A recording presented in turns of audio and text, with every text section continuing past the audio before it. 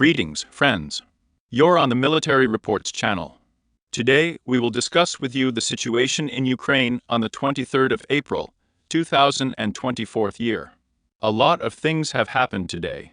Also, let's get started. We will start with you from the most important direction. This is the Okhotynsk-Novobakhmut direction, where the armed forces of the Russian Federation continue to develop success, developing and expanding the bridgehead control zone in the area of the settlement itself.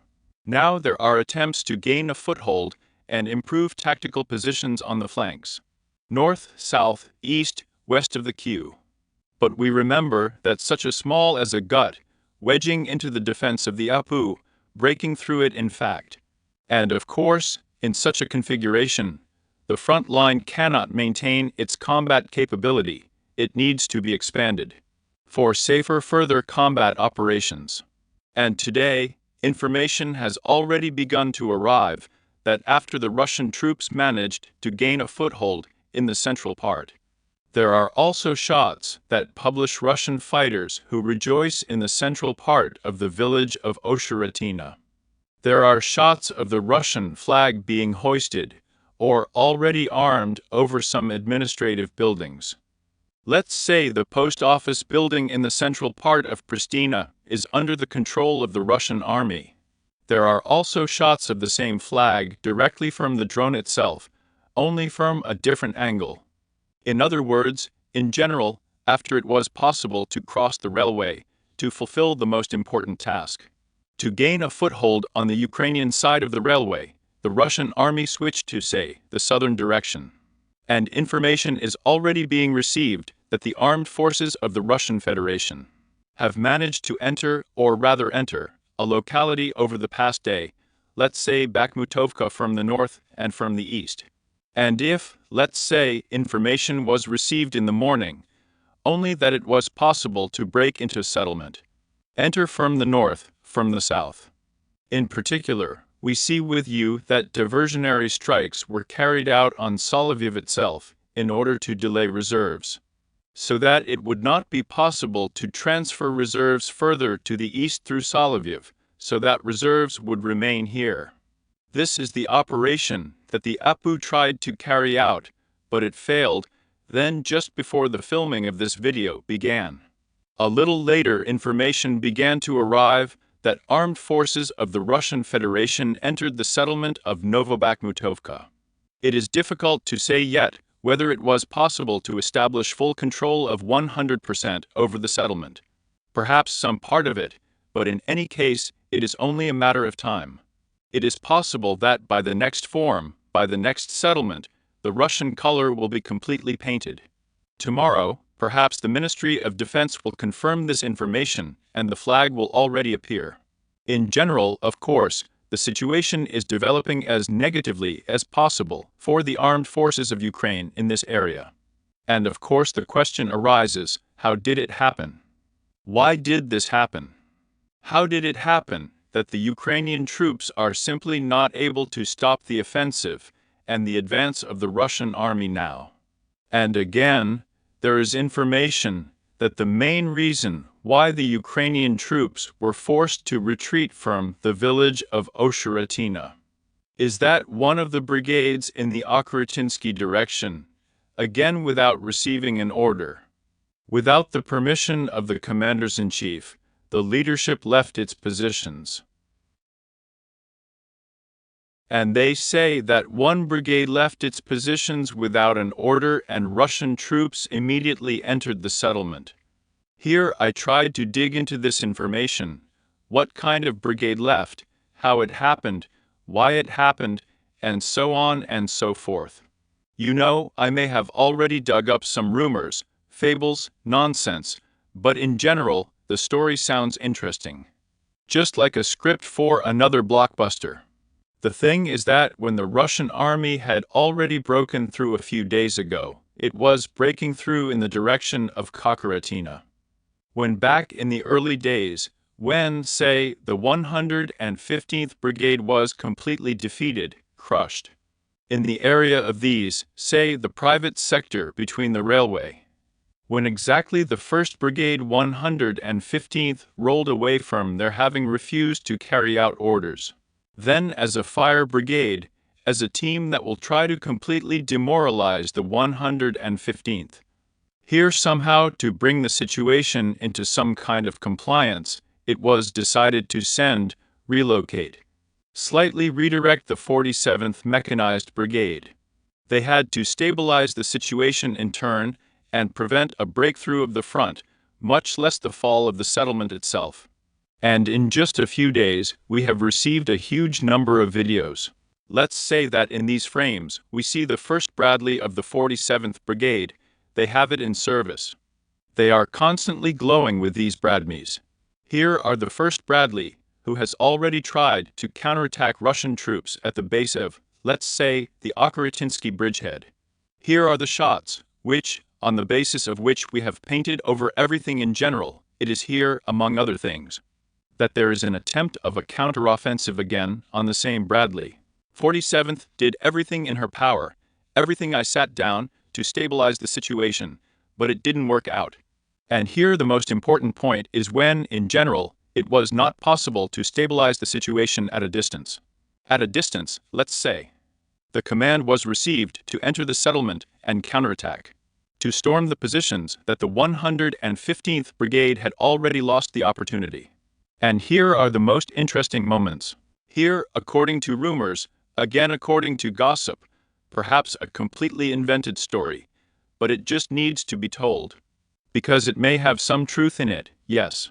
By the time the order was already received to counterattack, enter the city, try to storm, kill Russian positions. Then in general the 47th Brigade was not ready for this. They work with these brands from a distance. A little bit of one forest plantation to clean, there is a small number of personnel, drones to fly them in front of the drone. But the 3rd assault does not work in any way, at least, yes. And at the very moment, they abruptly remembered in the 47th Brigade that they were at the front, on the line of contact for a year. Well, they say for a year. Guys, we have been on the line of contact for a year. And you don't think that it's time to start rotating us in the midst of the fighting. And it wasn't even when the information comes in, not so much a question, not so much a request from the elderly, but simply put the command in this direction in front of the fact that, guys, it's time for us, we've already won back a year. It's time to take us out on rotation. As you wish.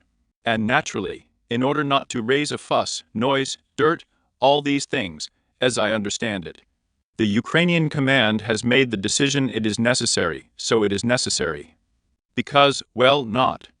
The Ukrainian command tried in every possible way to avoid a repeat of the situation in the hour in Yara. And on the same human local Brudovka, which happened on the 25th of the 67th Mechanized Brigade, of the 25th Separate Airborne Brigade. I remind you that the 67th simply left their positions and left. And they didn't even warn anyone. You don't warn anyone, you need rotation. They just threw it and left. And as a result, we see with you that already in the battles of the Middle Ages are being conducted almost in the residential development itself. The 25th, they were told to stand in positions. They took 200 people and just surrendered in the fields. That is, in other words, there is disobedience, and naturally now it is much more important for Ukraine, for the Ukrainian army, for morale. Not so much the territory, as to preserve the army as a whole, not to let it decompose, not to let the worst thing happen. The collapse firm within the army. And so it was only decided in a quiet place, quietly, a little bit to take, and yes, and replace this 47th. Well, really a year on the front line. Well, how much can you have to change right there. There is someone to change, yes. And it turns out that they agreed on either the time or what to make this replacement of the 47th with some incomprehensible brigade. And on the very day when it was already time to tell us that everything was being done according to plan. It's not just okay, let's do it tomorrow, we're all according to plan, everything this is predicted, all this is being done. Because places need to be replaced by personnel. And when exactly the rotation took place, exactly the 47th to another, those who were brought in to replace them, they refused. They refused, we will not go to the 47th position, because they clearly, perfectly understood that. But these witnesses will not go to hell in the center. Well, then we will be sent. Well, it makes sense for us to go here, if I am. Let's say that the sum of losses will not change due to changes in the terms, and then perhaps the 47th will be much less loss. So they are perhaps more prepared, have some Western expression of sponsorship. Therefore, the brigade that came to replace them refused to go to the queue, take positions. And the 47th went on the principle of guys, these are your problems. We had clearly agreed that we were to go there on the 19th of April. That is, we are leaving, you do what you want. And the 47th withdrew from its positions. Now, while this situation is not allowed to dissipate, again something may have been pulled off, they are somehow trying to stabilize it. But again it is worth paying attention that the footage with this flag with control is once again the footage that arrived yesterday in the daytime on April 22nd. There is an extremely high probability that the armed forces of the Russian Federation have already established, perhaps, much deeper control over the locality, and are in fact already completing the cleanup and securing the final location. Why? Because there were resources and reserves to launch an offensive on Novobakhmutovka. If there were no such resources, no one would step anywhere. And so if there is a big question on Bakhmutovka, then there is an extremely high probability that this whole story is already coming to its logical conclusion. Then we are moving south with you to the Krasnogorovka area, from where a lot of interesting information also comes. Let's start with the fact that you can see a large number of icons on the screens, confirming the provoked strikes with the use of aerial bombs, artillery. In these frames, for example, we see the work of the Mortar 2 and 4 Tulip, a large-caliber mortar, which is designed to disassemble the main dugouts slowly, a little bit at a time. Fortifies the armed forces of Ukraine, and strikes are very powerful. These are not fabs, these are tulips. And in general, these are probably elements of, let's say, artillery training, suppression of positions. Naturally, these strikes should be followed by the ground operation itself. Well, blows from different angles, we see that the whole Krasnogorka is just in smoke, burning. I imagine what is happening here at the moment on the air. But again, there was no information about the active phase of the offensive on the central part. Of interesting things, it is worth paying attention to the expansion of the bridgehead already in the central part. So far, we have not received any geolocation, but according to the latest information, we can observe approximately such a control zone in a locality. It is reported that the fighting is currently underway for the Happy Street, for the historical street. And among other things, according to the incoming information, the armed forces of the Russian Federation managed to clean up the cemetery, and have already begun fighting for the garage cooperative. This turns out to be a garage cooperative, now there is a sweep, and the cemetery turns out to be south of, let's say. The garage cooperative is already under the full control of the armed forces of the Russian Federation. In other words, we do not have geolocation. Well, therefore, of course it's appendicitis. For sure, including if there is progress in the west, progress in the east, then there is an extremely low probability that the USU is able to keep this appendicitis, or they just don't understand and don't know the operational situation in the direction. This situation is what is happening in Krasnogorsk-Kavka. Then we are moving with you to the South Donetsk direction, the settlement of Novomikhailovka. Today, in addition, the final shots have already appeared, as Russian fighters are setting the flag. Simply along the entire Novomikhailovka from the south, from the east, from the west, from the north, there and from Mars. From the moon, from Jupiter, from all directions that can only be flagged. There are separate frames. Here there is, let's say, the most extreme point of Novomikhailovka under the control of the Russian army. And there is a large number of trophies in the equipment thrown, and gradually we see right there, literally the next day after the final control, the appearance of a large number of the first geolocations, the first shots, that the Russian troops are gradually starting to sweep the paths, cleaning the approach, the entrance to the very locality of Paraskovevka. Here we see a small wooded area, some supports, bushes, and a large number of drones are already working here. And everything is gradually leading to the fact that in the near future, well, 2 weeks, probably, the fighting will gradually drag on and move to, let's say, the eastern outskirts of Paraskovivka. They will not be able to resist the APU for a long time here. Extremely unpleasant terrain. And again, such information is received here. The 79th Brigade, well, apparently it was hard for them to be defeated in Novomikhailovka, after all. They fought for it for a long time. And so they publish in their official channels that the situation was difficult, controlled literally until April 15th. And well, they still held on there, gradually retreated, but in general, according to them, it was still possible to fight for a month. They would still have left Mikhailovka, but still, let's say, they drank blood, yes. But on the 16th of April, according to the 79th Brigade, the transfer of the bull supply had already stopped. They don't accuse some Shamatoliuk there, it's unclear who this person is, but they blame him for something because of him. And they say that on the 17th, after the end of the receipt of all supplies in the bull, a real hell began, as you write. It is written, total horror. There was nothing to restrain the Russians, just and in the end 21 sergeants. That is, on the ground, it was decided to retreat. That is, local soldiers on the ground of the 79th Brigade came to join without receiving an order from the main, let's say, command of the armed forces of Ukraine, and subsequently they were also charged with leaving their positions. But here they are, speaking on the 16th-17th of April. It is worth noting that it was precisely on these days that on the 18th of April, the footage was published on the Senior ED channel. Those legendary shots, when it was possible, say, to cut the main artery of the supply of the armed forces in Novohaika. We see with you that it is exactly from the 16th that the supply has rolled over. We had shots from the 18th, when the APU was already trying to counterattack this last position, this forest belt. But apparently the supply.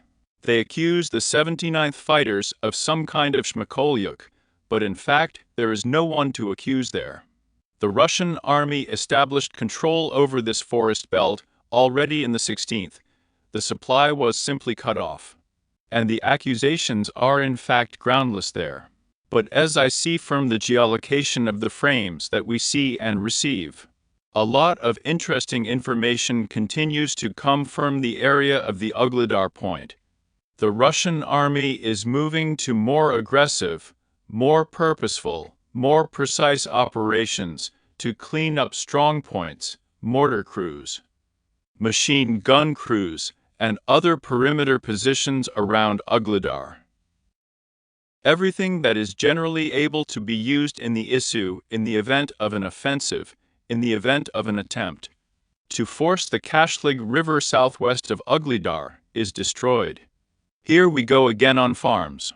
Colossal fire damage is inflicted on farms. A bridgehead is being prepared for cleaning and crossing the river. That is, it is difficult to say when exactly the stage will be held.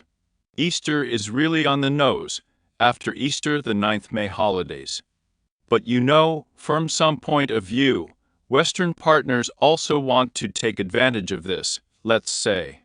Realizing that most likely on the May-April holidays, Russia is not likely to launch any large-scale offensive. These 2 or 3 weeks are used for the supply of all weapons, all these billions, cartridges from the ACMOs, and other things. And as if there is a small drawback and minus in all this, of course, due to the fact that everything is really possible. Already ready for the offensive, but they do not want to break up, cut the offensive with holidays, so they want to wait for the end. By the way, this may actually play a not very pleasant role in the case of, let's say, a coordinated large offensive, as it is unlikely to disrupt the plans completely, but it will certainly somehow damage and so on and so forth. Interesting shots come from the village of Andriivka. The armed forces of the Russian Federation are striking at a very, very great distance from the line of contact. Well, in particular, I ask you to pay attention to a very powerful stronghold located in this area. This is all that the Russian army still has ahead of it, let's say, to try to overcome in the direction of, let's say, Western Ukraine. Then we move with you a little bit to the north. We have geolocation again from New York. There are shots of the use of ARB C-500s, that is, the last days New York is located. Novgorodskaya, New York, on the massive shelling of the armed forces of the Russian Federation.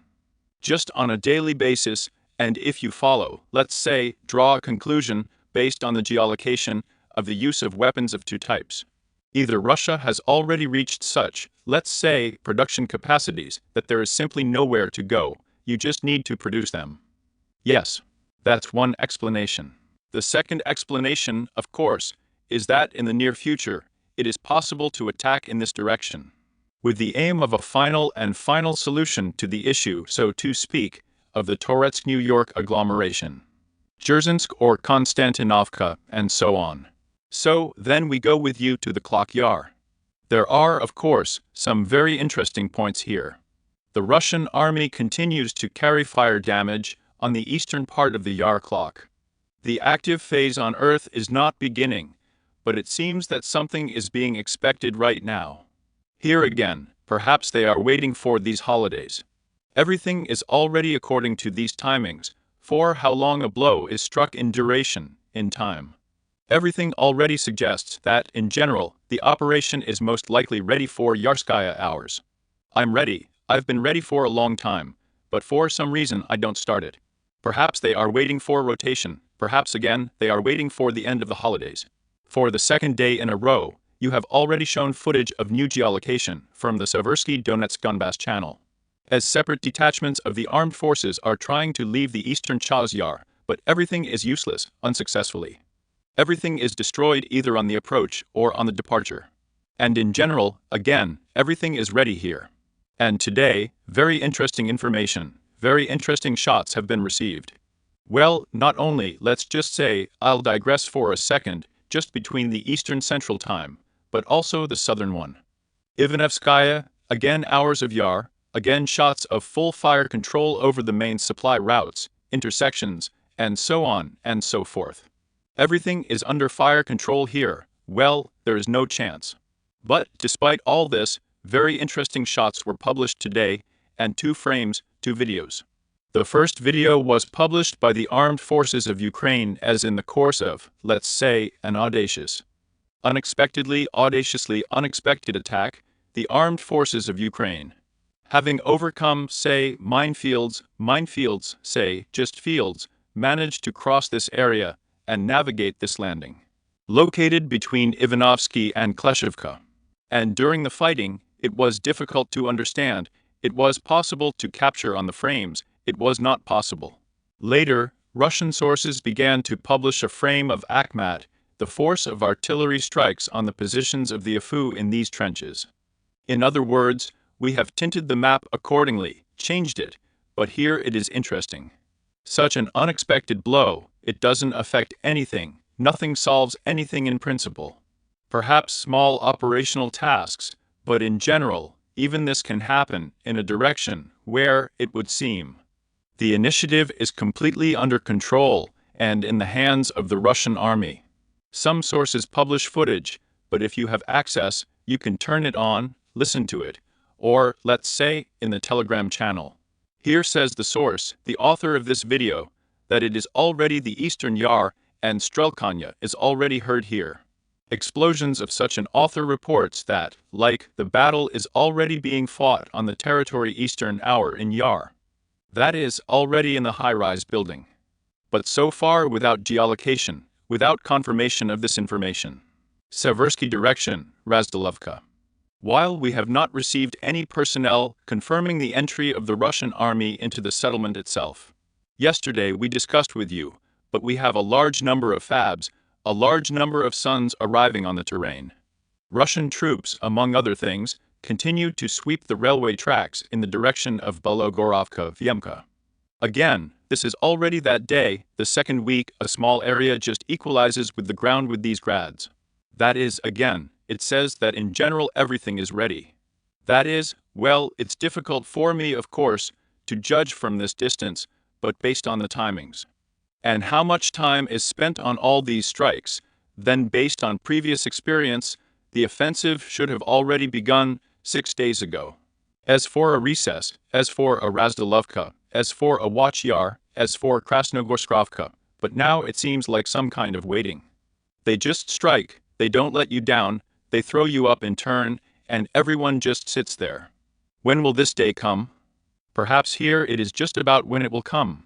And by the way, we will also discuss this topic with you. Belogorovka.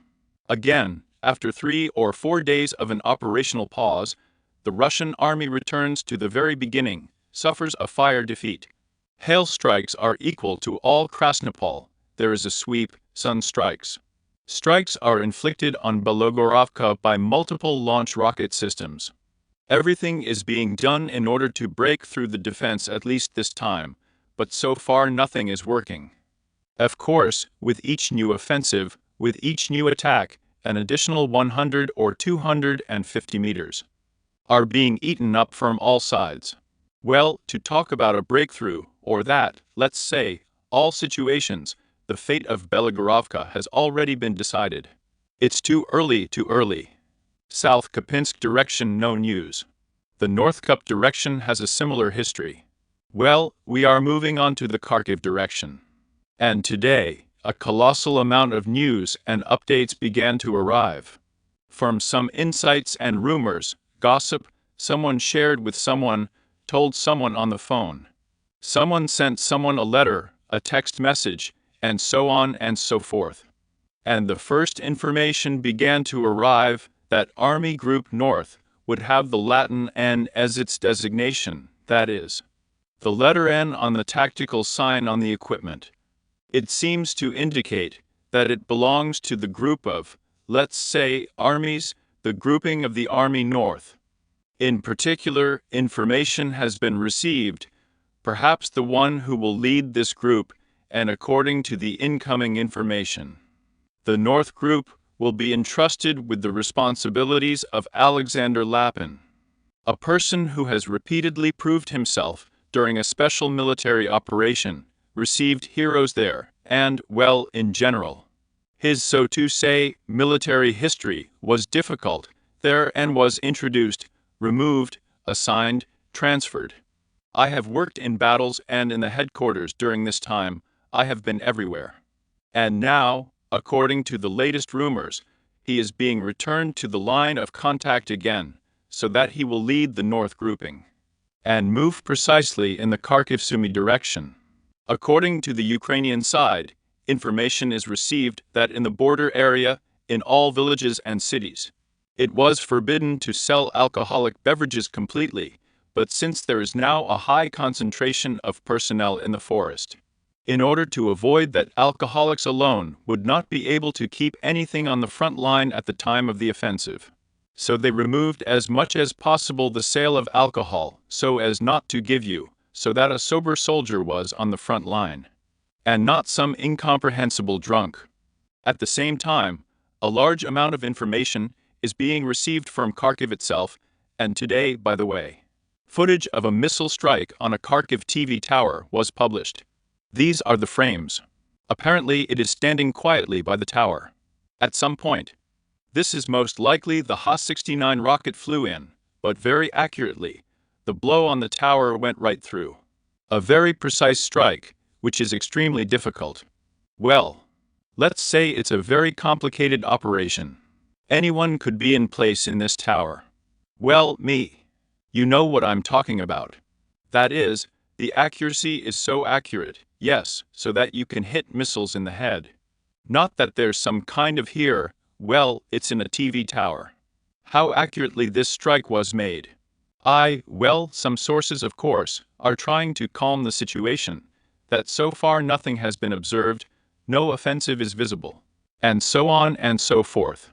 Today, the Ministry of Defense of the Russian Federation, Shoigu, made a report in which he reported that the losses of Ukraine with the descent of the beginning of the course of the beginning of the special operation almost reached 500,000. To be precise, according to my calculations, the losses in the amounts as of April 23rd, are 495,520 personnel, that is, without 5,000 as 500,000. This means unequivocally until the 1st of May, the figure of 500,000 will naturally be crossed. The Russian army continues, as it were, to send messages to the West that, despite the supply, only will be increased. This will only lead to an increase in the intensity and quality and quantity of strikes on the territory of Ukraine, on warehouses, on Western weapons. What is being received in Kiev? In the near future, a package of military assistance for 1 billion will be announced, and such operational assistance is as much ammunition as possible. There are anti-tanks, anti-personnel guns, mines, everything in small things. And there is evacuation, some kind of Max Broschke. But everything that can be quickly provided, everything is literally closer to Bradley, perhaps because today even footage from the search for Arzheshov was published. It can be seen that there are whole warehouses already at the border in Arzheshov. There are ready-made Bradleys loaded on trucks, waiting only for Biden's signature on paper, and they will immediately pour into the territory of Ukraine. That's what Shoigu was talking about when he talked about the intensity of the increase. For sure the border of western Ukraine will blaze in the near future, as it has never blazed before. Because for sure it will try to destroy everything still on the approach, and geraniums will fly, and everyone will beat it from this side. And of the interesting things, it is worth noting that from today, Ukrainian consulates around the world have stopped preparing passport documents, passports for young people, men of military age, and at the same time, just terrifying shots from the same Warsaw are coming in, as people in queues are waiting for the last seconds to replace their passport. Since the document has most of them are coming to an end, but most likely it will be over soon, and they need to be changed. And since they will be able to do nothing in Poland. And this, of course, can force these people to return to Ukraine with documents, or somehow try to live illegally, which also threatens some kind of deportation or other things. The British Prime Minister said today that Russia is evil and that Britain, along with Iran, North Korea, China, that England, the United Kingdom, is moving to the military rails as much as possible. Stoltenberg said that the price of living next door to Russia is high, but it will still be higher if Ukraine loses, and the border with NATO is simply unified. Well, that is, everyone is escalating the situation. Everyone is waiting for what will happen. But we will look. There's already a little time left before the events that Western analysts predict, but it will already be seen there.